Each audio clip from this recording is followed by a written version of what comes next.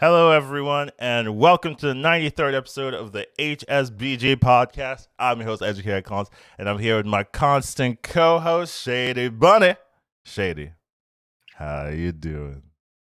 I'm all right, Collins. I'm all right. How you doing today? Good. You know, I have taken the how you doing and put it in the YouTube. I've checked your stuff. Yeah, I see the comments. People coming just for the how you doing and all that. Yeah, I thought, hey, it's been working for the podcast. Let me see how it goes. Absolutely, man. Don't let that go to waste. Yeah, for sure. But yeah, we definitely have an interesting one. We have a patch. Copium in Hearthstone. New stuff, new content. Woo, we're going to talk about it. And just some other interesting things that are going on in the Hearthstone sphere. We always get started with our weekly overview. How was your week, Shady? Didn't play that much this week. Oh no. Didn't play on Tuesday. And then just a little bit on the days after. But it's been okay. Today was bad. I couldn't really focus, had a lot of losses. Okay. It's kind of like you like try this, doesn't work, try that, doesn't work. But the day before I got like 4 firsts in a row and stuff, so really feels like inconsistent, I guess, right now. Yeah, I mean, that can happen, right? I feel I've always been a swingy player. Like, I mean, I've seen my stats. I know it's true. I've seen my stats. And there could be days where I'm just getting it. Like, I just feel like, okay, I know I guess it's almost like a confidence feedback loop where the days like I start well. And then I'm just thinking, okay, I could win. Like, I could beat these folks. Like, who cares? They have a better start than me. I don't care. I know the answers. I'll just play Murlocs or whatever. And then I end up doing well. And then I can also have that other downpour where I have a bad start or so. I lose a game and then I have another bad game.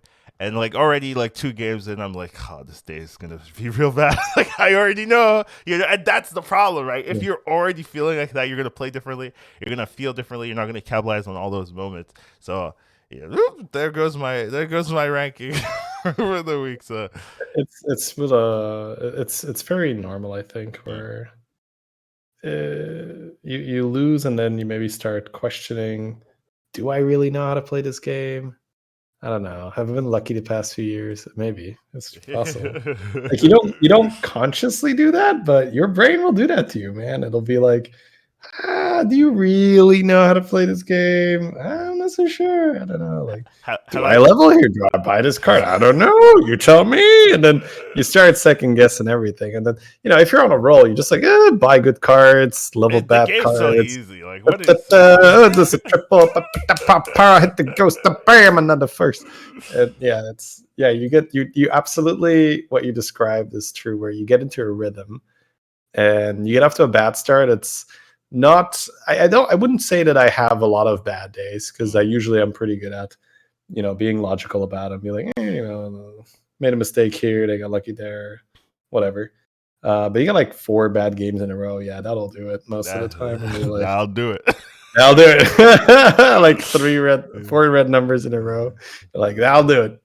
So yeah, today was one of those days. But yeah, like yesterday, like I said, yesterday was second and then 4 first after that. I'm like, all right, good day. Yeah. And also like winning. Yeah, go ahead. I wanted to make a joke, but I couldn't find the time. I was like, it's really bad when you start questioning if you've been lucky in every single game that you ever played from the beginning of your birth. And like, that's a bad day. Yeah, absolutely, man. No, but yeah. So essentially, week has been some up, some down, and overall, haven't played a great deal. I have played 1 game with a new hero. I've only skipped them 1 time afterwards, but that's because I think it's going to be like a type reliant hero where it's not something you take in every lobby. Yeah, we'll cover that. We're definitely going to talk about the new hero, the patch. Ooh, shiny patch. We're going to talk about it. Yeah, new hero, but yeah, not a huge amount of changes. My week's been busy, I guess, right? Like I'm still doing the Snap stuff, but mostly YouTube. I would say I don't have time anymore. basically just stream and then YouTube and then I sleep. Like it repeats in a cycle. And I've like done the stupid thing of like trying to be consistent. And now I'm realizing, you actually have to be consistent. work. Yeah, it's like you can't just be Where's like my 6 hours of LCS watching that oh my god, you're so right. Dude, I haven't been able to fully keep up with LCS. And that's like, oh man, I'm missing. Like I'm like LCS changed. It's like Thursday, Fridays, and I'm like I haven't caught up. I've watched, and there's a Super Week this week. I know this, right? I've seen the Wednesday. I haven't seen Thursday and Friday. So I'm like, I need to get these. So you're right. Actually, I don't even have time for that. So it's kind of bad. But yeah, overall, it's been good. Like it's definitely been a good opportunity. So I'm not like crying about That's it. a great problem to have. Great problem to have. I can't watch my shows. Shitty. Pepe hands. Too successful. Can't watch my shows. Can't bum out and watch my shows. People want to watch my content. It's horrible. You're expecting me. I'm for real. I mean, all right. Anyways, I do want to talk about something a little bit different than BG's at first, right? So Arena has this new feature. We've never seen this before. They've put in a leaderboard. Can you imagine for Arena? Like this is groundbreaking stuff here. So I don't know to what extent there's the sarcasm, right? But we've had a leaderboard, right? But huge sarcasm. was a little bit of a like Battlegrounds leaderboard, and I was like, oh, Arena, you also have a leaderboard. Years later, right? Okay, so like I am sarcasm, but I do feel like this is almost like 4 or 5 years like late in terms of like being like, oh, you can really capture the people. I will say I've been playing some Arena because of this leaderboard, so like it still works. Like I still was like, oh, I kind of want to see if I can get in, but then I realized like it's like so much time. Like I have to play so many games to really get in there. And the thing is, like, the people that are in there, right? They've lost. Like you can only be in here in the leaderboards right now if you've lost a decent amount, right? Because if you have like a 7-win average, it's going to take you a lot longer, right? So if I'm so you only show up if you have 30 runs? Yeah, exactly. Okay. So like basically everyone on the leaderboard right now isn't in the leaderboard. If you've completed 30 runs. Now there might be like 3 people or whatever as an exception that actually like jam chain runs and are actually pretty good. But yeah, for most, how long has the leaderboard been out for Arena? Not long, right? Like I think let me Google it real quickly, but it hasn't been out for that long. So like they've played a lot of Right. I would say that if you're doing it faster than 10 days, it feels rushed. Because 3 runs a day is it like 5 days ago? There was 5 days ago. There was a post from Matt London about it. So I would say like around there. So the people here are doing it twice as fast. Which that's 6 runs a day. That's too much. in my somewhat extensive Arena experience, I think 3 runs a day is good pace. Yeah. And maybe even when it comes to leaderboard runs, 1 or 2, right? Like you do 1, see if you're feeling all right, and then you do another 1. But that 3rd run might be like, might want to do that on a different account or so. So yeah, I definitely want to take your time.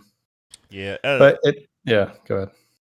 I mean, it's like I know I had the sarcasm, but I do think it like finally, like I'm not gonna say, oh, this is a bad idea. I do think it's like it's good to have it now. I just wish it was here or implemented earlier. They were talking about live leaderboard way back when we were still playing Arena. They actually were talking about it, but they didn't have the resource. I don't know. They weren't able to do it at the time. So yeah, I mean that is a huge part of why I stopped playing Arena, right? Because I have a lot of years of Arena on my belt. Yeah, same. And yeah, of course. And part of why I swapped to BGs is BGs comes out, day fucking one. It's got a live updating leaderboard. That's such an insane slap to the face for Arena, a mode that had been out for years. They dropped this new shit and be like, oh, by the way, it's gonna have live updating leaderboard. And just sitting there like, oh, that's nice. That must be nice. To really paint the picture for those of you who have, which I assume is the majority, right, is only followed us for BGs. So the way how Arena leaderboards used to work is you would do 30 runs, and then at the end of the month, they would publish the list. But there were months where that shit just wasn't published, or it was inaccurate, or it's just some random shit, or just like, oh, some cards weren't released in Arena. Oh, right. Can you fix that? Yeah. At some point, I suppose. Where you have, like extensive periods of time through a meta where cards aren't in. Things are just insanely broken, where you just look at stuff where you're like, I can't believe this is a thing. Where, God, what was it? Like Dragon Slayer type thing where you play a dragon and they kill your dragon and it's over and you just lose because you drafted a dragon, but then the average win rate plays to still draft a dragon because it's so good. And then you're just like, yeah. So I think it's safe to say that there's been a lot of things with Arena where if the goal was to create as, enjoyable of a player experience, I feel like that the actions would have been quite different. Now, that's of course with what we assume has to be insanely limited resources, right? Given what was how Arena was managed. There's always the joke where it's the one intern on the coffee break that did the Arena stuff. And yeah, maybe that's not fair to the people that were actually working on it. But from such a company for a mode that was really honestly pretty damn popular, but maybe not so profitable. That's the problem, where a lot of people bought in with gold and you didn't have to buy a crap ton of packs to be competitive. So compared to standard, it's peanuts, right? Of course, if you look at it that way, like, well, we're going to give you as much attention, as much money as you're bringing in, right? Then of course, we can see why Arena got such very little attention. The intern with the coffee break. Exactly, right? Bob can do it on his coffee break once a week, but don't actually put anyone on Arena. But that was the source of frustration for me, which is why at that point I decided, well, I guess I'm just gonna go play something else, because there wasn't really a lot of love for Arena back then. And yeah, like you mentioned, this is several years too late to have a live. I mean, it's good. There's still dedicated Arena players. There's still a scene. It's not dead, and this is an amazing change for them, and I'm super happy. But just comparing it to Battlegrounds, it's a bit of a joke. One other thing I wanted to get your opinion on was how they actually calculate the average wins. So what they do is they'll get your first 30 runs, and then every run afterward will affect your runs up and down. So all your runs always count, but the more you play, the less your initial 30 counts. It's not best 30 in a row, which is what you would normally think, and what it was before when you do the leaderboards. It's actually all your runs matter, but after you play your 30, you have your win percentage, and every time you play, it ticks up and down. Overall, I don't think that's too bad, because it's a bit harder to try and just jam right after that 30th run to just see like, oh, let's see if I high roll a lot. Now, of course, you can still play on another account, right? And that's the thing. That's exactly the kind of problem they're encouraging. Like, if you have a bad run, like, you may as well just like start early on. You may just make a new start, because that run is always going to stick to you. That's probably the main issue that you bring up here, where if it's not your best 30, then if your first run isn't a 12, you sort of have to start over. Yeah, if you want to. If you're serious about it, because why not start with a 12, right? It's silly, right? If you're going to try and have the best 30, you will start with a 12. Heck, you want to start with 3 12s. 3 12s, yeah. Yeah, I mean, and that happens. 7 12s in a row. Well, you might say, well, 3 12s, shit, it doesn't. No, for good players, that's not too crazy, right? Like 3 12s in a row, that happens. Now, whether you will never start an attempt unless you have 3 12s in a row, sure, you can talk a little bit about that, but the first one has to be a 12. I might settle for a 12 12 11, I guess. Yeah. I mean, I think honestly, from the first run on, you could just be like, all right, as long as the second run isn't like shit, right? You take like a 12 and then an 8 and then a 9 or something. That's probably like good enough, because the amount of time you're going to invest, trying to force triple 12s or better, right? But yeah, no, that's a really, really good thing that you bring up. If they are going, wow, yeah. Imagine if I'd still be playing. I'd be like, this is bullshit. All right, well, account number 29 for this month. Here we go. All right, hopefully it doesn't take 29 rounds to have a good start. But you know what I'm saying. That's exactly what tryhards are going to be forced to do. Yeah. Because there's no way you're going to settle for anything less than a 12 in your first round. It's crazy. Yeah. So yeah, okay. Yeah, that's not a good way of looking at it. Because when you were first talking about it, I was more thinking about the back end, right? Like, okay, you got your 30 in, and then sure, everything after that, you can choose to play, you can choose to not play. And that feels kind of like, okay, I don't immediately see the problem. Maybe there is a problem, but I didn't immediately see it. Right. But yeah, the start is problematic for sure. There's another issue too. Let's say you have a great 30 run. Now what? Right? Like you play on a different account. Yeah, but is that good? Okay. Well, I mean, that is a similar thing to BGs where you rank 2. Do you really want to queue? Nah, I'll play my Smurf, right? I think that's a normal issue that exists in games with ranking. In BGs, you could continue pushing on your main, but with this, hey, you could continue pushing here as well, right? But I mean, it doesn't make sense? Well, I think it makes sense if we compare the two scenarios to camping, right? So they're both camping. Yeah, I guess so. Yeah, but just like in BGs, you would also only camp when you have an extraordinary position. Okay. So I would say it's a similar thing with Arena, right? If you have an extraordinary number and you're saying me playing now is statistically going to make this worse. Right. That means you've had a very good set of 30 runs, I'd say. So you're more okay with the you play 30, you hit the stuff. All right, I can't play anymore.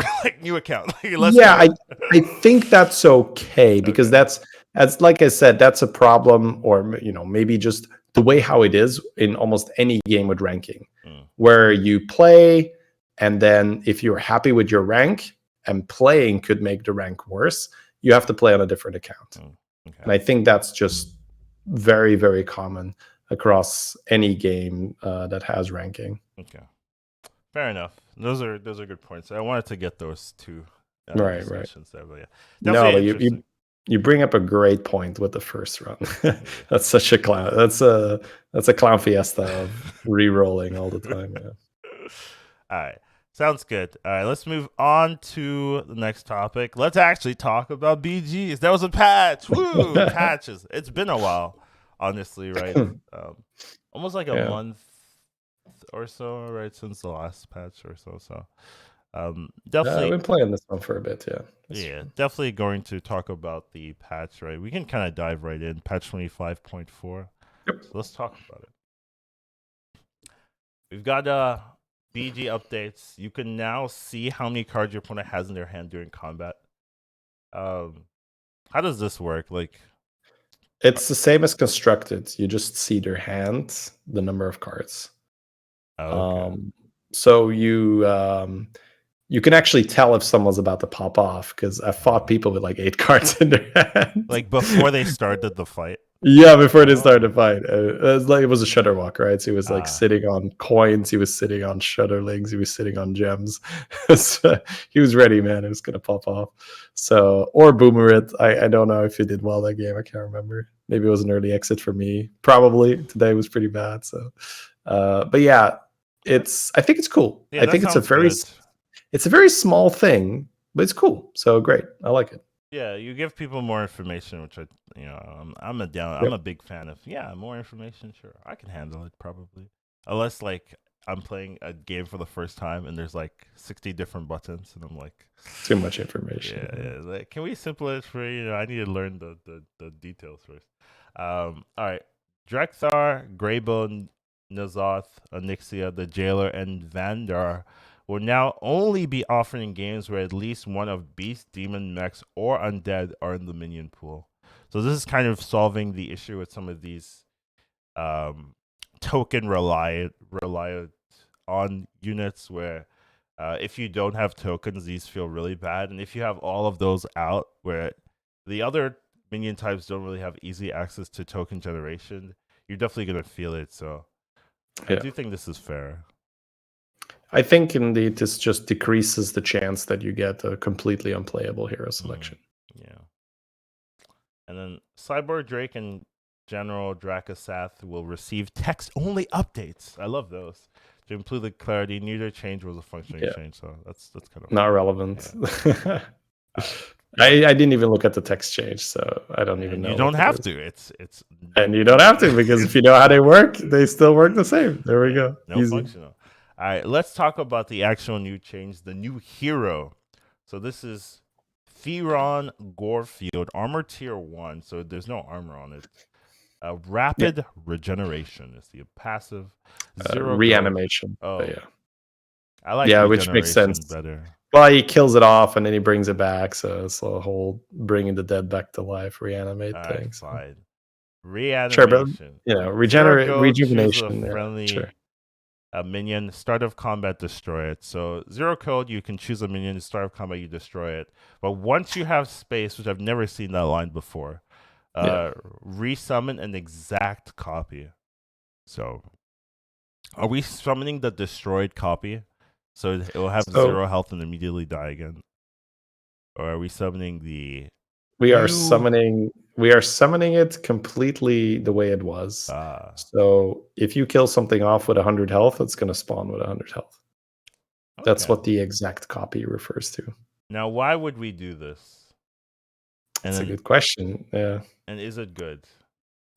So I've only played one game with this hero. But now you know everything about this hero. Now so I'm an expert. Yeah. Yes, quite comfortably.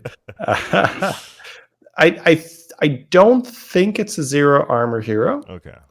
I think it's quite a type reliant hero. So I think we look at it a bit like a Nazoth. So we look at it someone that you're saying Tyron Gorefield should have been on top of the general updates here. That we gave. Oh, yeah, for sure. I think that's a good point. I think that this hero. So there is still selfless that you can kill off and then bring back, which is quite useful. You can do this with, I don't know, like Blaster with a Baron to counter other boards and stuff. But so let me just paint a picture here. Isn't this kind of like isn't this kind of like Lich King? I just want to throw this out. Yeah. There. Okay. It's kind of like Lich King, but it's more specific. So with Lich King, you can reborn anything during a combat, and you're going to get some value. Whereas with Tyron Gorefield, you need something that actually has an upside for dying. So it needs to have reborn. It needs to have death rattle. It needs to do something, right? When it dies. Oh, I see what you're saying. So let's say you had like 100 minion. Yeah, you kill it off, you bring it back, it doesn't do anything. So the 100 was there. Yeah, exactly. So it's more specific than Lich King, but I would say that it has higher upside. So, for instance, this can kickstart your frogs when you're playing frogs. Oh. Because you can blow up a taunted frog. Don't tell them that. I don't. Yeah. So it's kind of weird, though, because you can blow up because you want to kill off a reborn minion most of the time. Yeah. As well, right? You want to have death rattle, and you basically want to stack that thing because the way how it's worded, you never miss. As in, you'll always have space because it's the most generous interpretation possible. It says once you have space, So you can blow up an Eternal Summoner and still you won't miss, right? Whereas normally if you kill off an Eternal Summoner, that would never work. I have like tons of questions. It's like, okay, I have another question. All right, so when go for it. When you blow it up, is it summoning on the far right? Or does it summon like in the same position? It summons where it was, but the death rattles are in front of it. The death rattles are in front of it. Okay. Yeah, so if you blow up an Icky Imp, it's 2 imps and then the Icky.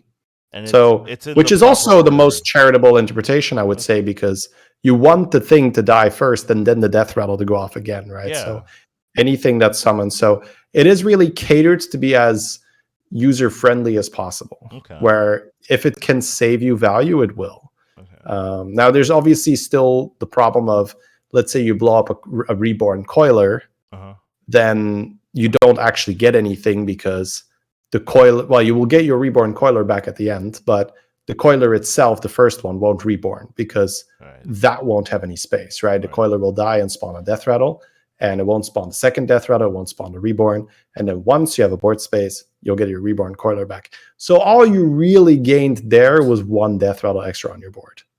And is that worth a hero power? Probably not. So you do... Yeah. So if you have Reborn Coiler, you just run 5 minions. You target the Reborn Coiler. You get 2 minions back, and then you get the Reborn.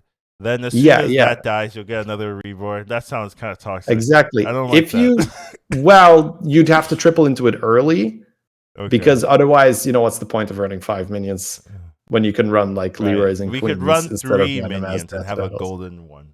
Yeah, so it has Khadgar-esque vibes to it, where what Khadgar would do was super toxic early game shit because you had board space anyway.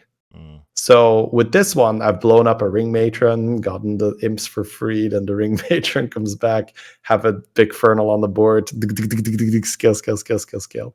But the point I think here is that you can sketch a lot of scenarios where this hero is batshit crazy broken, but you really have to cherry pick it, right? Like you'd be like, I'm gonna be like, have a Baron on the board, and I'll have a Summoner, and I'll leave enough board space, and I'll always get the value, and it always comes back. Or I'll have a perfect frog comp and blow up my own frog, and they can't do anything because it's definitely gonna proc every single time. Positioning wise, you could even do something where, let's say you put the frog like in the back with taunt, blow it up, let it go off, and then have parrots in the front. You could do that. I have another question. I go for it. You're in class, so I'm just like, teacher. I saw you raising your hand for a second there, so yeah, teacher, go please. for it.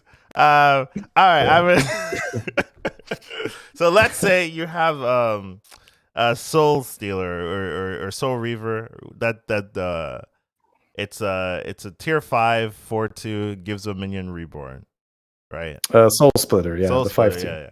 So if you have a Soul Splitter and then you target something, an undead that doesn't have the reborn, is there a chance that the Soul Splitter goes first, hits the target that you hit with reborn, and then you get the effect off with the reborn proc? That's a good question. Now, I seem to remember that priority was hero powers and then minion effects. Okay. Because we see this as well with Illidan killing a queen before it adapts, right? So Illidan hero power goes off. Minion. So I think in general there was this like you said they were as friendly, positive as possible. Shitty. All right. Now you're giving me this example where it's not. I can't believe you lied to me. Shitty is just not telling. Well, you wouldn't have the information where the reborn goes, so maybe this is more friendly anyway. I want to abuse. This, Shady. Yeah, but like you'd have to. Sure. Anyways, but I mean, the undead you want to reborn is Summoner anyway, and it has reborn, right? So. Well, I want to reborn a Nubarak. That's why. Right. You want to kill off a Nubarak. Yeah, I mean that's a good example of an okay death rattle, right? You just kill that off in extra time. No, but I want it with reborn, Shady. I know.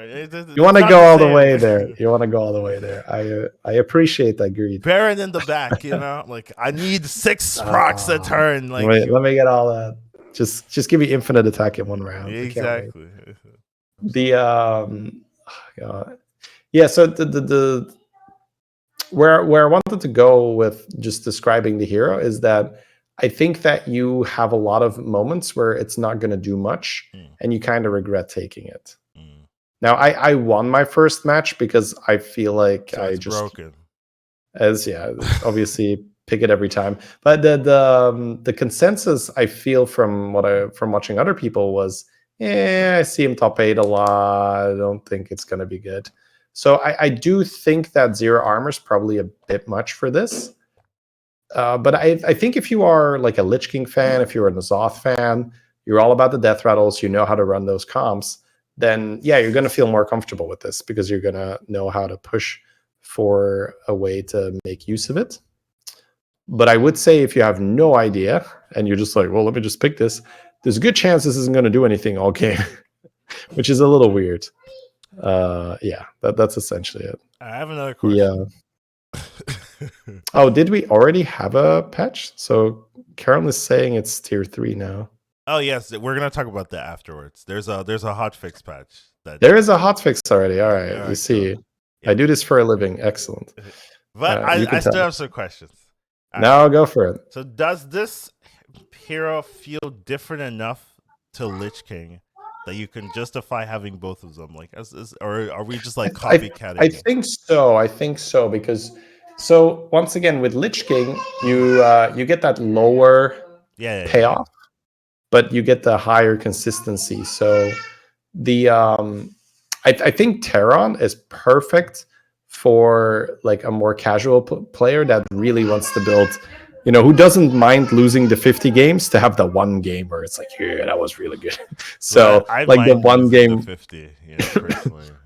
Sorry, I mind losing the 50. Yeah. So that's why I said a more casual player because you there are also strategies. I think Froggers is a great example where Froggers is a strategy where if let's say you go in and you force Frogs 50 games, there's a whole lot of games where it's not gonna work.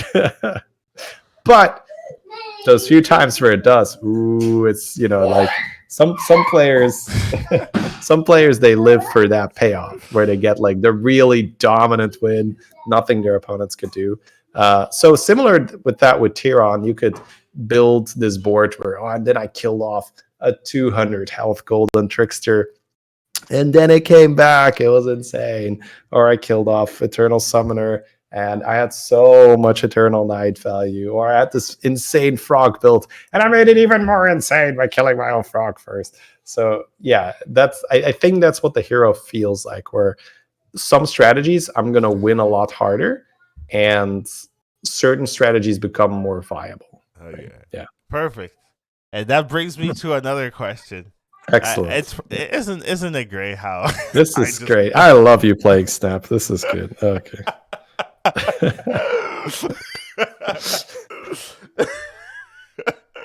Now, what are like the broken targets, right? Like what you're like, oh my god, this is way better than having a Lich King, right? For example, right? Because you did mention Trickster, and I was like, oh, Trickster is insane. I want to play this hero. Like Trickster. Yeah. I think Blanchy makes a lot of sense. If you go, if you can early roll the gas curler, that could be pretty. With Reborn, that could be pretty toxic. But what other real targets that you're like, ooh, yeah, this makes me want to play this compared to a Lich King value where the two I already mentioned, right? I think with Frogs and with Eternal Summoner. So Eternal Summoner already has the Reborn on it. So that's how you're really able to abuse this. You do need to leave extra board space, especially if you're running Baron, so that you'll get your initial Summoner back. You would only need to leave enough for your Knight and your initial Summoner, because the Reborn one will come back when a Knight dies and makes board space. So very good there, because Lich King can't Reborn, stack Reborn. And with Frogs, the way it's really powerful there is you kill off your Frog before combat has happened. So one of the big issues with Frogs is that people Wind Fury you, people cleave you, and you simply don't get enough attacks off with your parrots to spread enough Frogs. So regardless of your Baron getting sniped, you might still lose just because you got like 0 parrot activations. But if you can kill off your Frog immediately, then you can attack with a parrot first and already have some effect there. Like, Right. for instance, you could play 6 minions, taunt your frog, and then use Tyron on it, which means it'll die, come back, they attack, kill it, dies again, and you can immediately attack with a parrot, and there's already a shitload of frogs everywhere. Right? Your very first attack, guaranteed, has a lot of frogs on your board, so you can't really miss from that point. So that's one of the things where you can really accelerate that combat process, especially if you have 2 taunts, like you're protected versus Wind Fury as well there. So that would be like 2 rats, 2 parrots, Baron, and a frog. Yeah, that would sounds good. That's 6 minions, and yeah, that would be very, very safe, because then we're talking like some Wind Fury Cleave shenanigan or Mega Wind Fury to counter you. So most boards won't have a chance. Whereas normally, if you're playing that comp, we all know that a feeling of like playing against frogs in the mid game, you still have a shot to kill the Baron, right? Like you could get through realistically. It's like, I got like 20%er here. Okay, that didn't work. Okay, I got a 25%er now. I was like, yeah. That doesn't really work if you get to immediately attack with Parrot and immediately make more sewer rats. It's a 0%er if you don't have like anything to get to the Baron immediately. Yeah. I hope you don't come to quickly regret recommending Leaper comps in the near future. I'm still not really convinced of our reach in that regard, but yeah, I have lost the Leapers recently for sure. It happens. I kill a lot of them as well on the way up. But yeah, a good Leaper comp, you're essentially hard forced into teching. Like stats will not matter. Mm-hmm. So we're talking, trying to generate that Wind Fury Cleave, trying to go for the Blaster and the Titus to AoE down their boards. But we have definitely seen, or I have definitely seen in high MMR, people just not being blasterable, where they've played the Mama, they've played the Uthers, and you look at their shit and it's all, more than 6 health. So then we're talking, you're going to need a Golden Titus or you're going to need a Golden Blaster, and that's a lot harder to roll, especially if you're not playing Infinite Pirates. Mm-hmm. And even Infinite Pirates could theoretically struggle to get Golden Titus, Golden Blaster together, right? That doesn't always happen. So. Yeah. Very true. Yeah, that's essentially it for the hero. Yeah. I've decided to not ask any more questions, even though I could. You'll be merciful. Merciful, okay. Yes.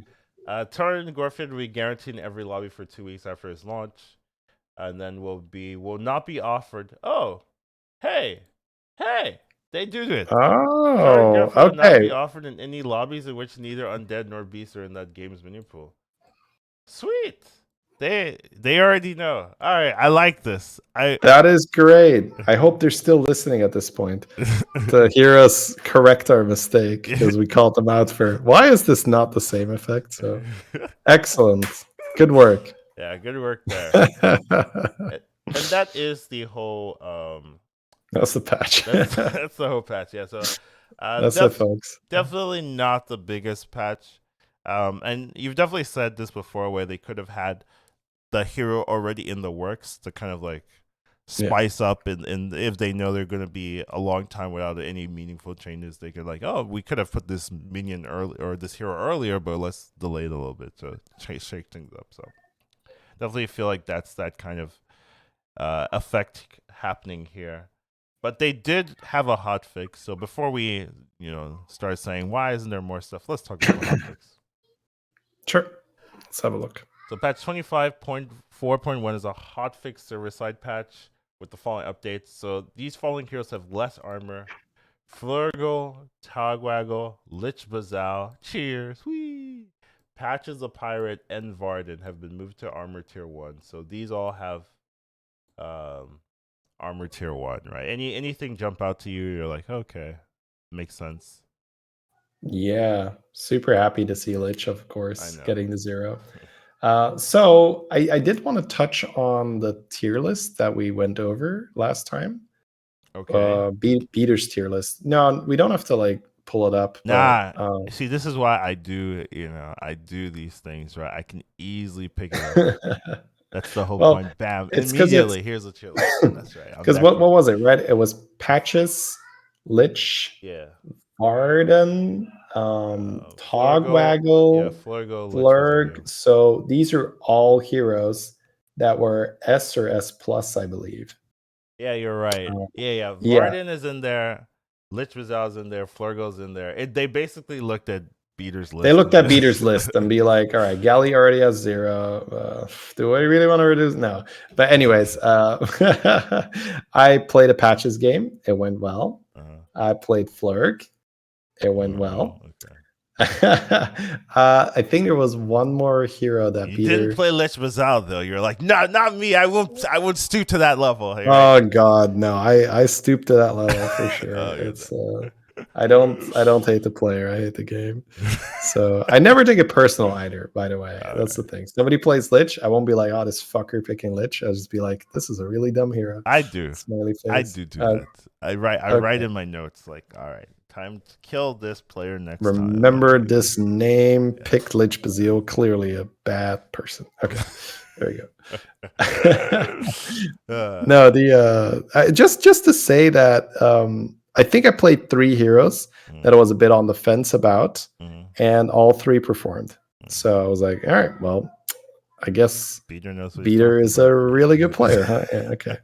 So good stuff. I still didn't really like how low Jandis was, and I still have good Jandis games, so happy with that. But yeah, the patches make sense just because of how important it is right now, the push for Hogger.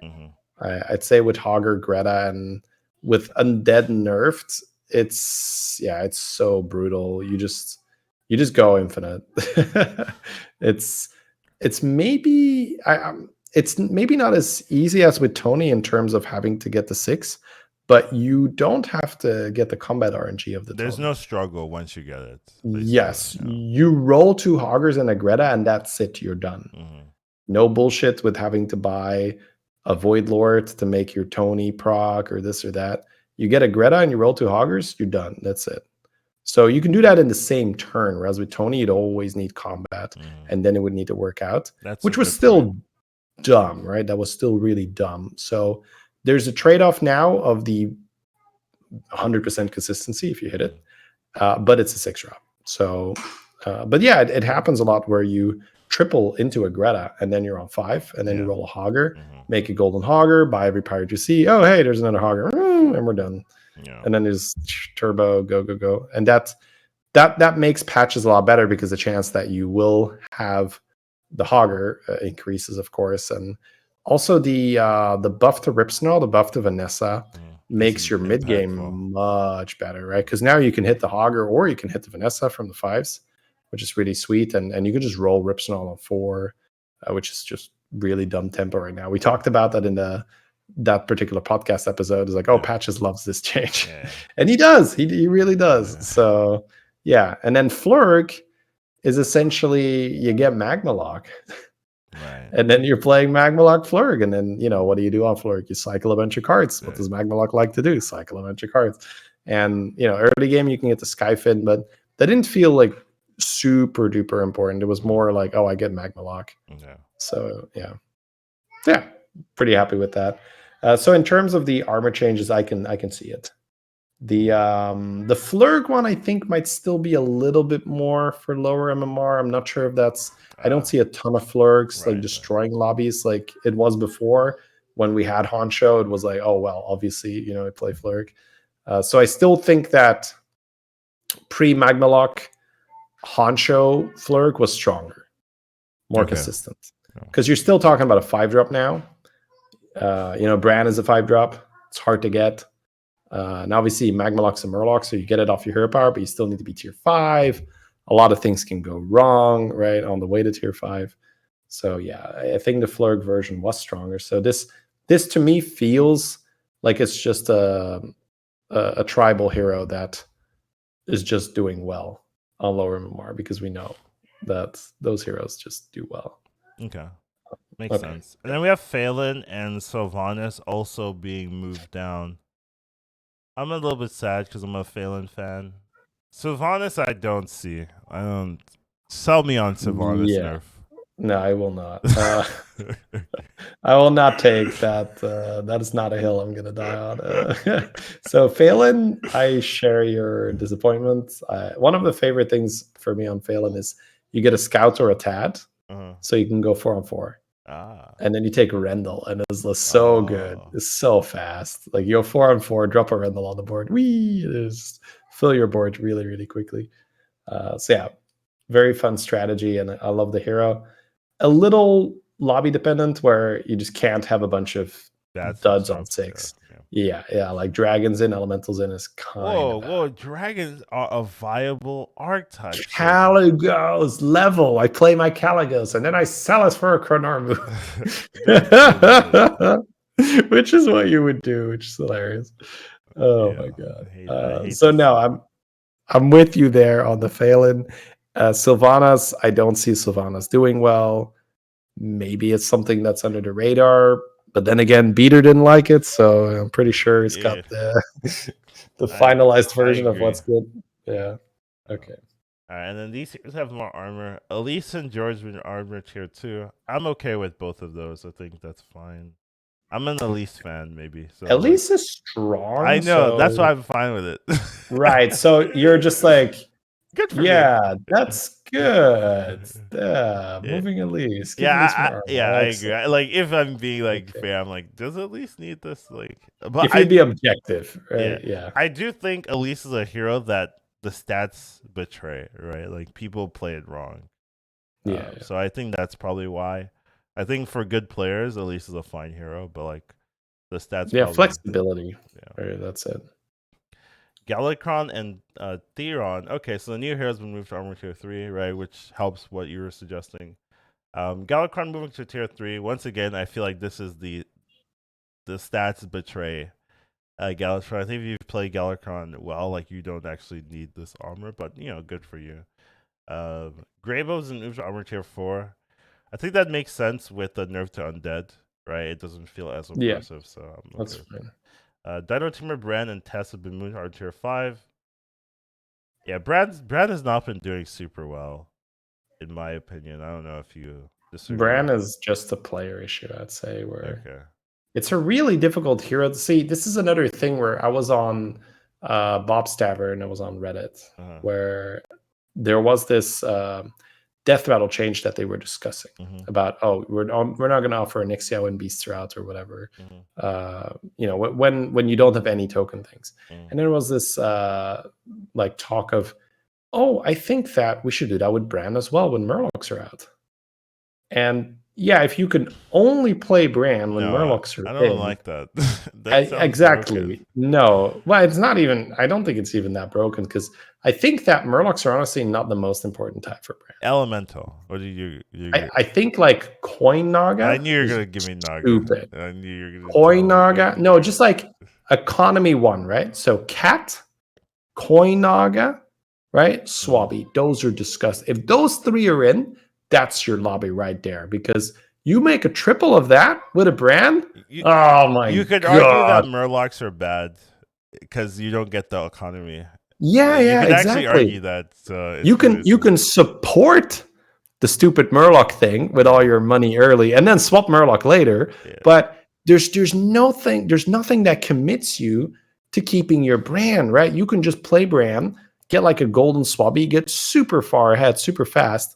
Switch into Felbat, switch into full Naga, switch into Pirate, right?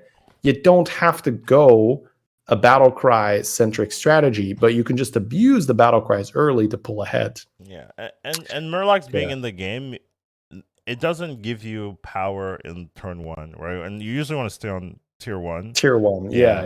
Usually your warrior curve. Yeah, but the power spike is, I'm giving +2 to another Murloc. Yay.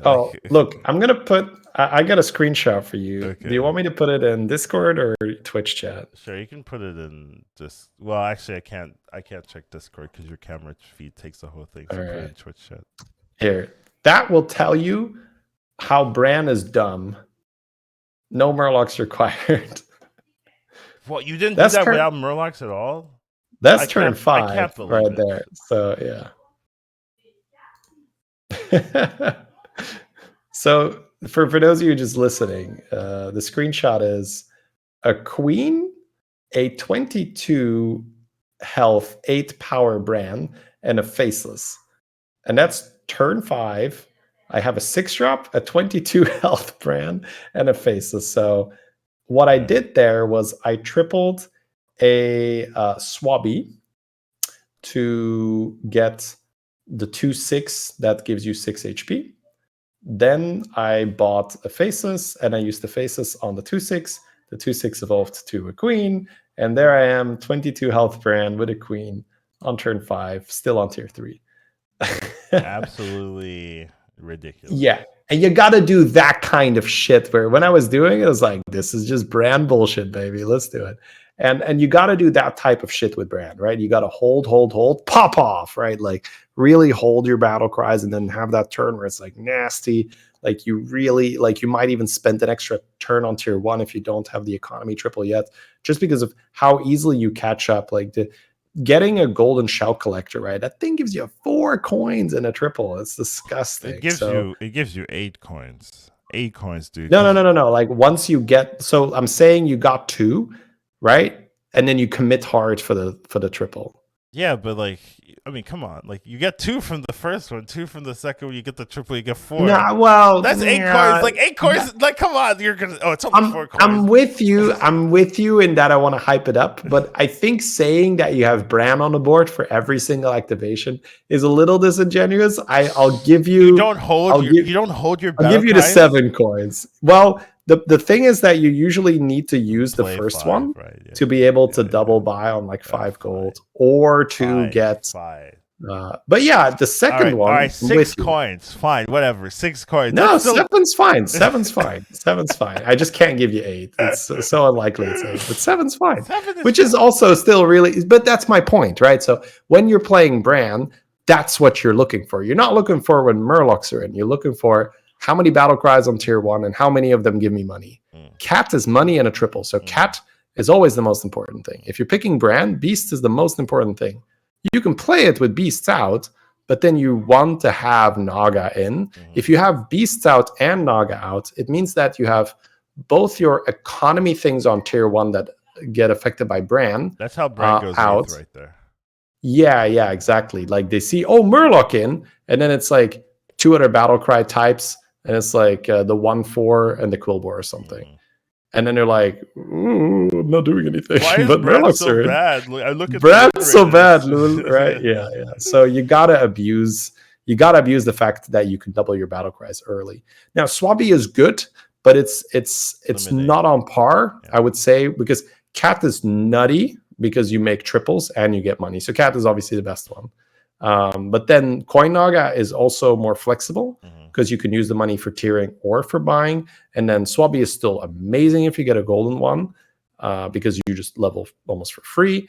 But it's only leveling money, right? So you can't use it to buy. It can be a little hard to get to your 5 battle cries if you don't have a coin to sell. Like with the cat, you can sell the main body and then buy 2 battle cries in the same turn, etc. Anyways, a bit of a rant, right? But just the way how you were saying, Gallacron is a skill issue. Bran is most definitely a skill issue where people just don't do this on Bran.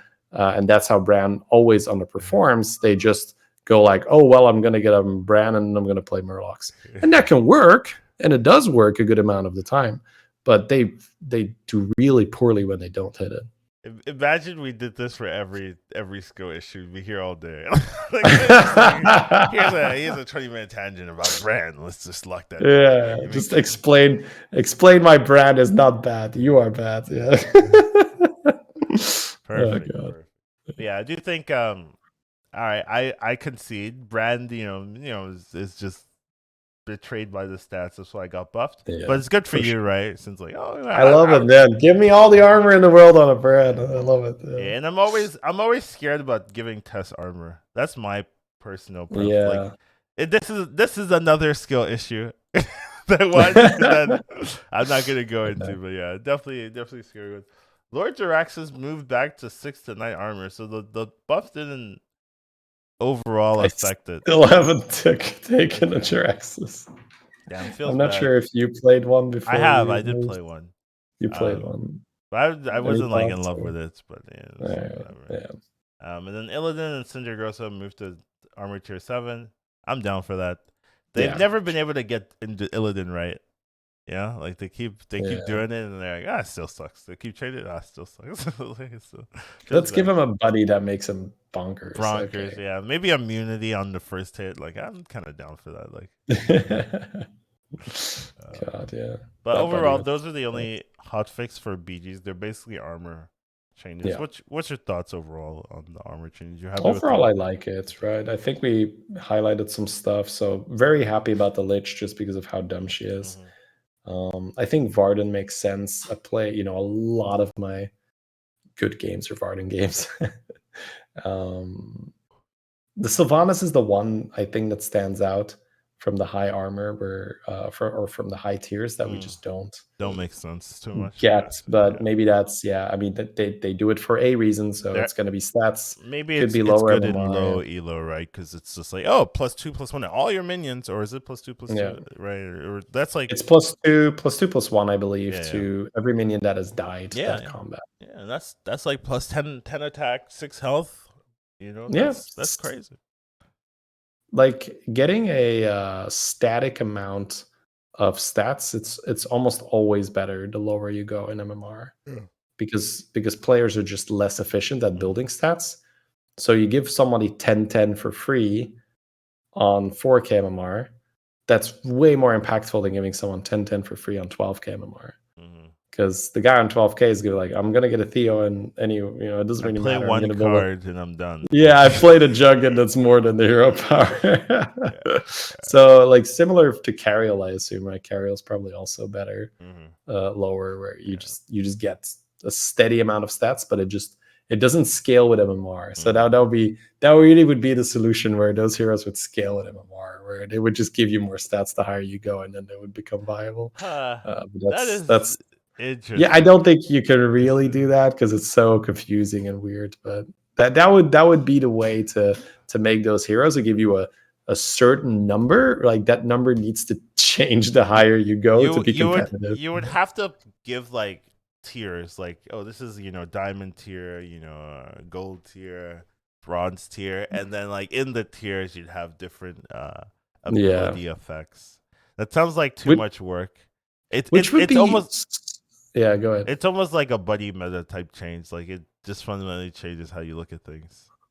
Well, the weird thing as well is you could be let's say like a platinum player queuing into the diamond bracket, and you could see someone literally having access to a better hero power than you have, right? Well, because you'd be more, I guess, tier locked, I guess.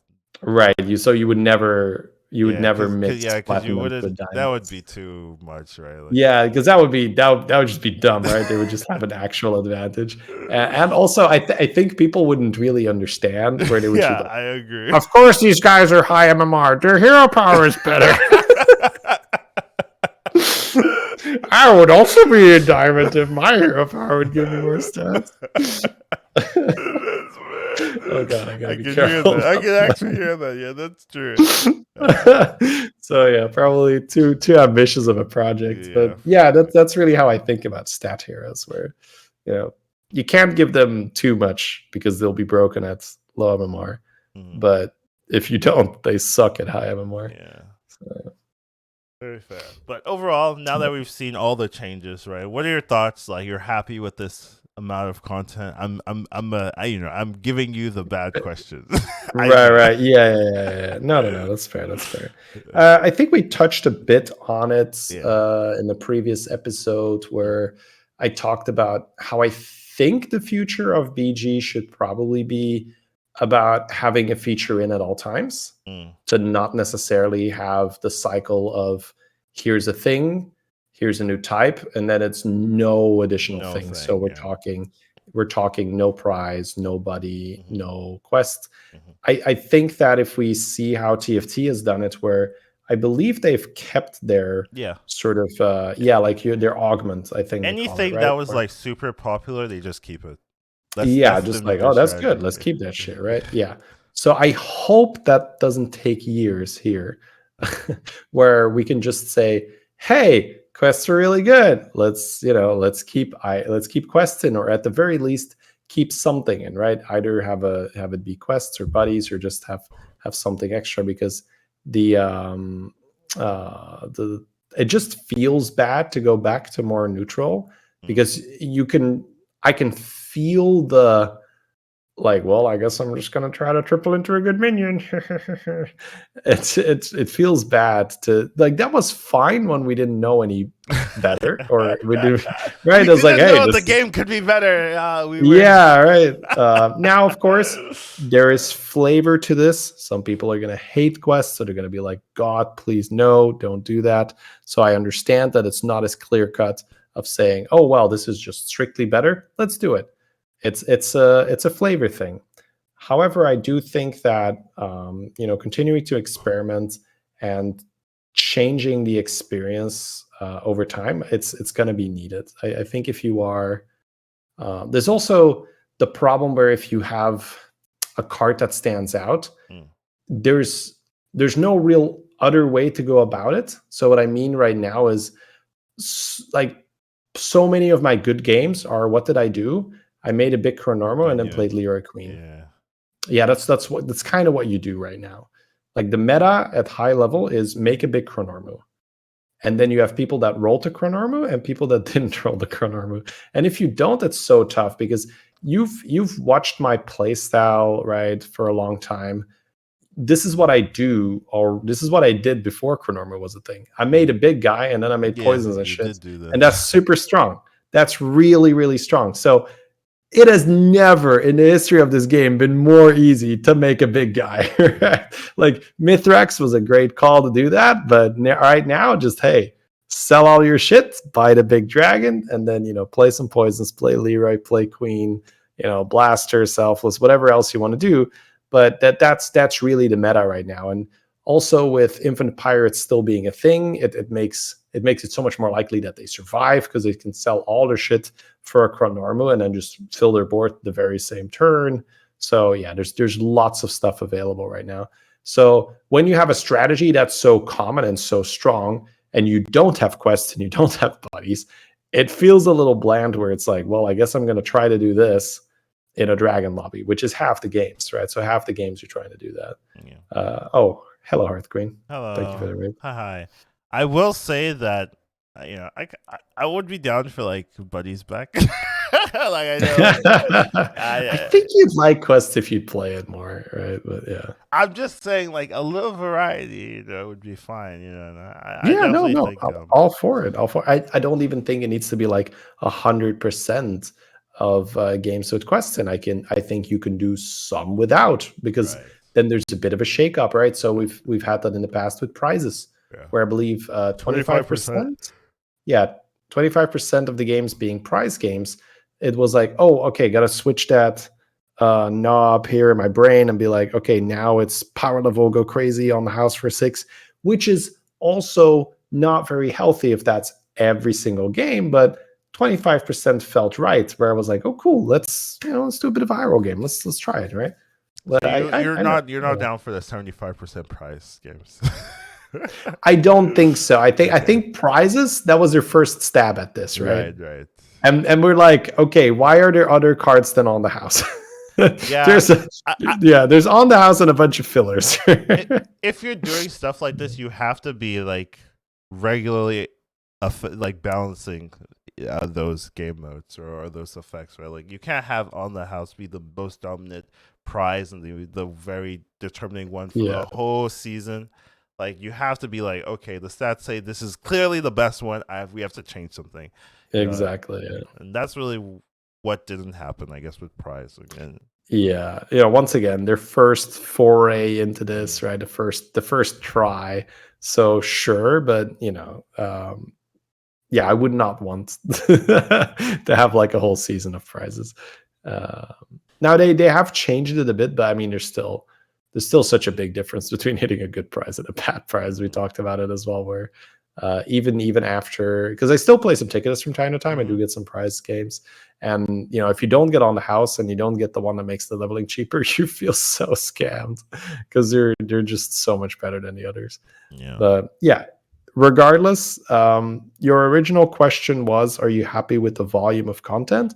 And I think the answer here reflects that, where I would like to see us move towards a state of the game where it's not 4 months without any additional mechanic, because I think we've seen some really good implications of that with buddies and quests now, where we've already had 2, in my opinion, successes.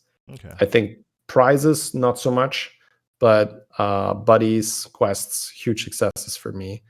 Definitely enjoyed playing that a lot. And what it really does is it gives you another avenue to play the game other than let me try and triple into a high tier minion. Because you are inevitably going to be put into positions where you do not have access to that strategy. Right. And it feels so bad when you know that other people are powering up with a Theo and a Hogger, and you're sitting there on tier 4 buying a jug and shit, and you can't really level because, it's too late. You can't really catch up. So, yeah, I feel like a lot of the games are just trying to survive because you didn't either get a hero that gives you like a Hook Dusk, right? It gives you like early Elemental triple, or you just didn't find the cards and you didn't triple. Yeah. I agree with that. And I do think it's hard to make a new mechanic every, couple of months. Like, that's a hard thing to do. It's also like somewhat hard to always have like interesting changes every couple of months, new content, new minions. It's definitely a rigorous process, and you don't really know the other things you're working on. So I do get all of that, but I like thinking about it from a player standpoint. So no sympathy for the designers. That's not like what I do personally, but like I like thinking from that aspect, just because like that's how people react to things. They don't think about, what about all these like constraints and blah blah blah, right? And I think from that aspect, like you're like, it's been too long. We haven't seen enough new things. So it's just something to think about per se, while you're playing and while you're designing the games and stuff like that. Just making sure that players aren't like, oh man, I want quests back, I want buddies back. I hear that from time to time, but overall, they're still doing stuff.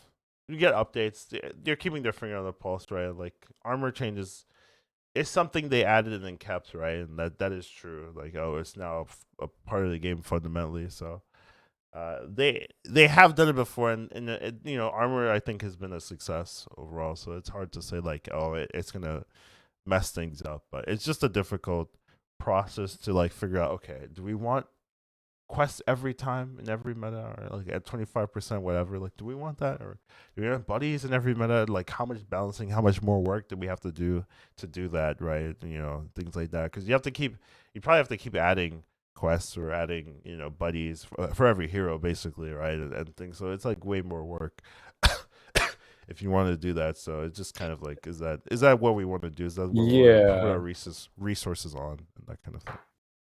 Well, I think that the mechanic changes the game a lot more than an extra type. Right. Yeah, I agree with you. So, of course, you can't play with the same minions forever. Right. But I would prefer to see resources spent on fixing or adding more mechanics rather than new types, because you're also going to run into a spot where it's 20 types. Like, yeah, I agree with you. We got 10 types right now. So I think that at the moment, I don't think you want to go up to 11. I think you want to do reworks. Like, I feel like so this is one particular issue right now that I have, which I think is caused by dual type minions, but maybe I'm also just paranoid, is I just can't hit. Like, there's so many times where I just need a card and I can't find it, where it feels like there's just more cards in the pool. There are more cards. Yeah, due to the dual types. Yeah, and that's not a good feeling. I've had so many games where I can't hit the fucking second Hogger. I can't get the Selfless. I can't get the Blaster. And maybe that's how they want the game to be played. But the way how it's always been is that you had a reasonable chance to find a particular card if you were hard rolling. And right now you're not. Yeah, if you spend 10 gold rolling and then you have like, if you do the math, like a 30% chance to hit any particular card, like that's not healthy, right? Like, that's not fun, right? Yeah, it means that you can't counter things in a turn, right? Let's say, I need a blaster to win. Okay, nothing else matters. Roll. No blaster.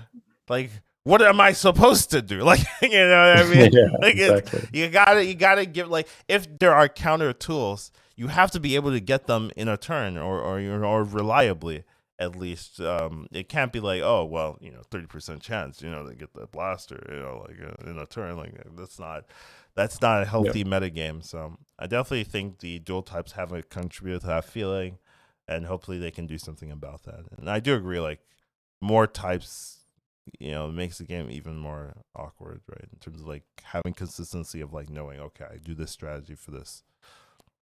Yeah, that's something that I do enjoy, where I sort of have it figured out of like, okay, Murloc's out, do this, but now it's so weird because you have 10 and like literally half are banned. Yeah. So you get such, which I think overall is probably fine because it just gives you the highest chance of a different experience, right? If you're queuing like 3 lobbies in a row, of all 3 lobbies being quite different. But yeah, it does introduce these issues that we talked about with the dual types, not hitting your card, etc. So yeah, that's and another thing you touched on is that the new mechanics, right, it being quite resource intensive. I wouldn't mind if they just used quests and buddies for now, right? While they're working on the other stuff. It doesn't have to be, okay, new mechanic, new mechanic, new mechanic. I'd be fine if we just utilized, like you said with TFT, they keep the good shit. Yeah. Right. So the augment stuff, like people liked it. So it's like, okay, well, let's keep it in. So of course I can't speak for the whole community here. And I know that there's some voices that say, oh, quests were bad. I think for the most part, especially given how it made more heroes or almost all heroes viable, there's probably going to be quite a majority that says, okay, I like the way how it was with quests more. That's just how I feel with the heroes being more viable on top of no bias at all. Yeah, no, I'm trying to take the bias out of it as much as I can. I feel you. Yeah, because if the bias was in there, it's like, of course, why would you? That's stupid if you wouldn't like quests.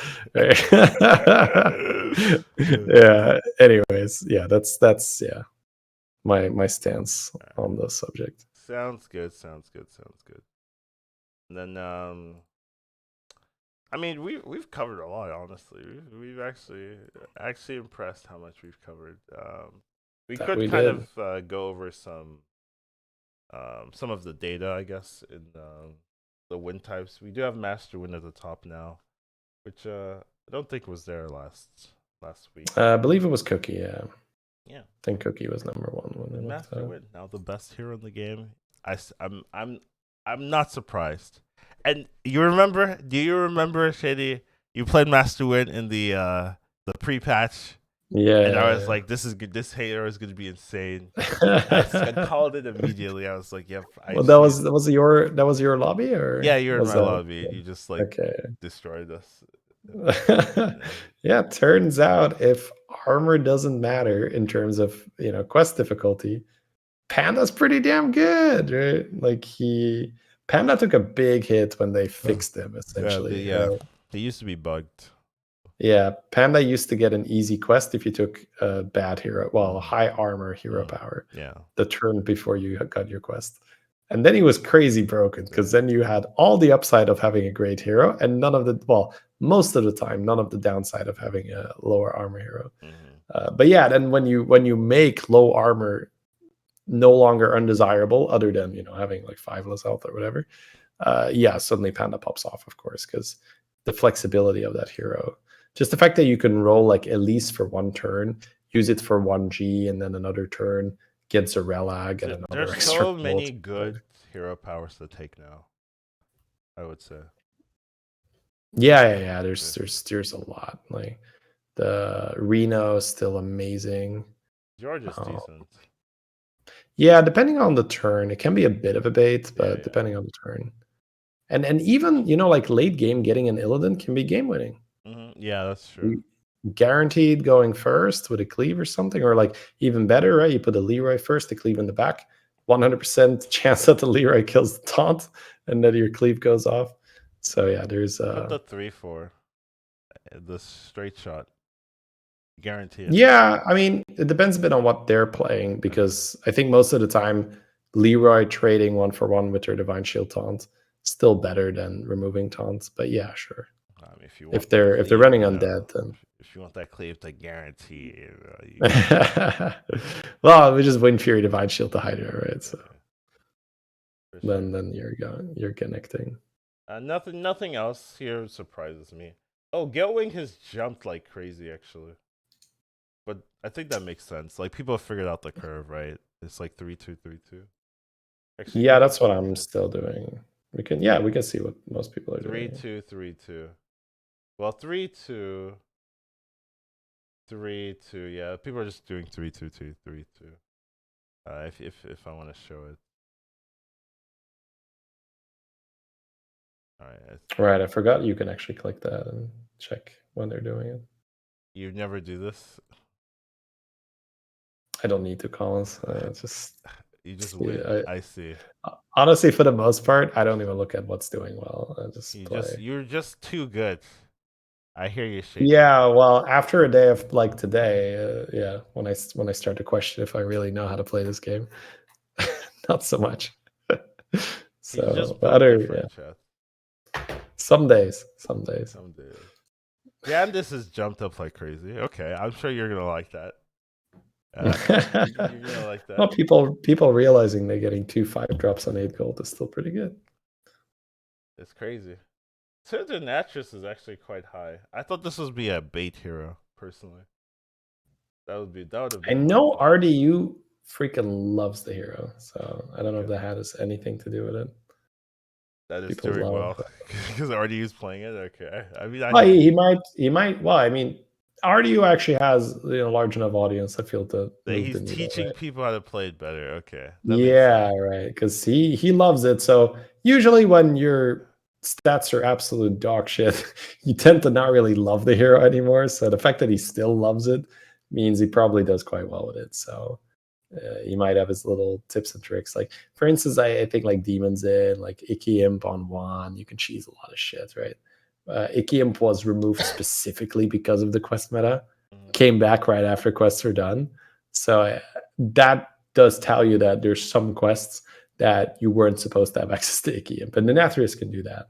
So spawning X amount of minions. Summoning is so easy when you have that. Yeah, I'm just taking a look. Nothing jumps out to me as like crazy, except for like Yogg is too low for me. But I'll let it slide. Like, yeah, I haven't been there improving the Yogg win rate.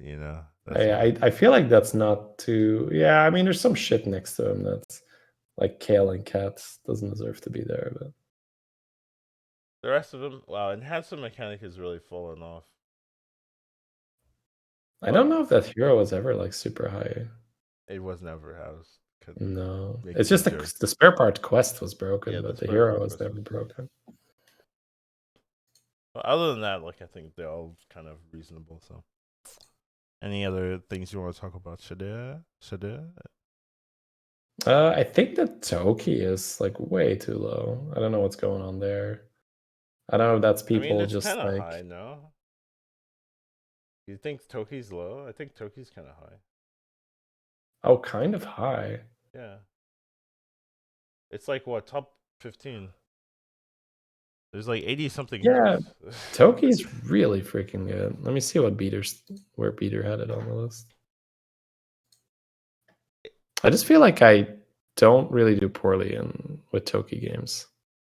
Well, Toki's a hero you have to like kind of either understand your curve or kind of play correctly. So, kind of understand why it's a weird hero to like be consistently amazing. But I do agree, it's a good hero. Let's have a look here. Yeah, Beater had it in A, not S, so very fair. Top 15 is A tier to me. Yeah, no, that's fair. 6, 10, 15. I guess I just have too many good games with Toki, and I just have that, like, because I wouldn't. I'd pick Toki over Rafam, for instance, for sure. I wouldn't. Toki over Omu, Toki over Togwaggle, over Malagos and all that. That one is fair. Because you get if you get economy start on Toki, you go 3-on-3, and then you have 2 4-drops on turn 4. Right. So dumb. And then if you don't start economy, you go 2-on-2, hero power, grab a 3, and then just up hero power, and then just buy 2 4-drops, hero power again, get the 4-drops. And you still have a really good curve. So it's just very consistent right now for me. As long as the 4s are good, like in the pool, then you can really do well. Well, one of the things that really, really helped power levelers is Faceless. That's a card that's so, like, it's you so saw it broken. in the brand screenshot, right? So going early 3, it just enables you to take advantage of that. So I like heroes. I like heroes that can do well with early 3 right now. Okay. I seem to not really like standard curve too much. So I do it. I think today I probably did a bit too much, hence the bad results. But I tend to level either 3-on-3 or do some warrior curve type stuff, or Jeeve curve and then like straight to 4 if my shop isn't great on 3. But that curve where it's buy 2 2-drops, buy 2 2-drops, level buy a 2-drop, it feels so sluggish compared to what a lot of heroes are doing right now. Unless you hit Eternal Knight. I'm just going to throw that in there. Even that, I skip it. It's got to be doubles, or you got to be Lich King, or you got to be that new hero, right? That new hero can blow up Eternal Knight and force the scaling. So that's also good. Fair enough. All right. Fair enough. I do think I forgot what I was going to say, so let's ignore it. I didn't say anything. But I didn't hear anything. Perfect. But I assume that's all we have today. Yeah. Like, it's not even that short of an episode. But no, this episode is long.